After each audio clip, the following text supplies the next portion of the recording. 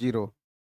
ये वीडियो खास करके 1 to 5 के अभ्यर्थियों के लिए है, क्योंकि लगभग 1 महीने के करीब बचा हुआ है टीआरई 3.0 एग्जाम के लिए।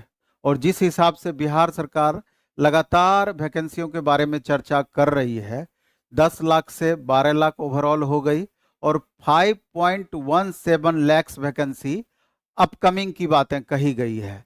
तो इससे ये स्पष्ट हो जाता है कि टीआरई 3.0 के बाद 4.0 और तत्पश्चात 5.0 भी आपका संभावित बना रहेगा और अच्छी खासी वैकेंसी रहेगी। और टीआरई 3.0 की जहां तक बात है, एक गोल्डन अपॉर्चुनिटी उन सारे अभ्यर्थियों के लिए है जिनको इस बार एग्जाम देना है। तो जिस हिसाब से अगस्त का एग्जाम को मार्च में कर दिया गया और जिस हिसाब से लगातार तीसरी बार डेट बढ़ा दिया गया, तो अगर बढ़े हुए डेट पे एग्जाम होती है तो यूं समझना है कि इसमें वैसे मैक्सिमम अभ्यर्थी शामिल हुए हैं जो कि कई अभ्यर्थी तीसरी बार एग्जाम देंगे, बहुत दूसरी बार, बहुत पहली बार भी हो सकता है। लेकिन ये एक गोल्डन अपॉर्चुनिटी सभी अभ्यर्थियों के लिए साबित होगा, क्योंकि वैकेंसी की संख्या भी अच्छी खासी है और संभावनाएं भी आपकी मैक्सिमम है। क्योंकि दिन ब दिन जैसे जैसे समय आगे बढ़ेगा, खास करके टीआरई 4.0 से 5.0 से अगर हम तुलना करें, तो वहां कंपटीशन लेवल आपका बनिस्पत बढ़ा हुआ रहेगा।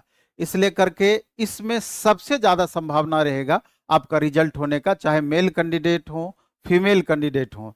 तो अब यहाँ पर ये देखना है कि चूंकि मैक्सिमम स्टूडेंट का सारा सिलेबस लगभग समाप्त है, अब अधिक से अधिक रिवीजन और अधिक से अधिक प्रैक्टिस की जरूरत है। और जहां तक प्रैक्टिस की बातें हैं, तो 6 to 8, 9, 10th, 11, 12th, इन तीनों के लिए तो लगातार हमने daily day by day set का प्रैक्टिस दे रखा है और वीकली सैटरडे संडे को फुल सिलेबस का प्रैक्टिस भी दे रखा है। हालांकि फुल सिलेबस का प्रैक्टिस 1 to 5 का भी शनिवार रविवार को 150 क्वेश्चन का होता है। लेकिन इसी श्रृंखला में और बेहतर परफॉर्मेंस के लिए 1 to 5 के लिए हमने एक नई शुरुआत की है और मेरे ख्याल से ये बेहद उपयोगी आपके लिए साबित होगा, क्योंकि पिछले 10 साल का जितना पूछा हुआ क्वेश्चन है, जैसे अगर यूं बात करें तो पहले थोड़ा सा हम सिलेबस पे आते हैं, तब अन्य बातों पर आएंगे। जैसे भारतीय राष्ट्रीय आंदोलन, तो आपको समझ में आता है कि कम से कम 15-16 क्वेश्चन तो इस सेक्शन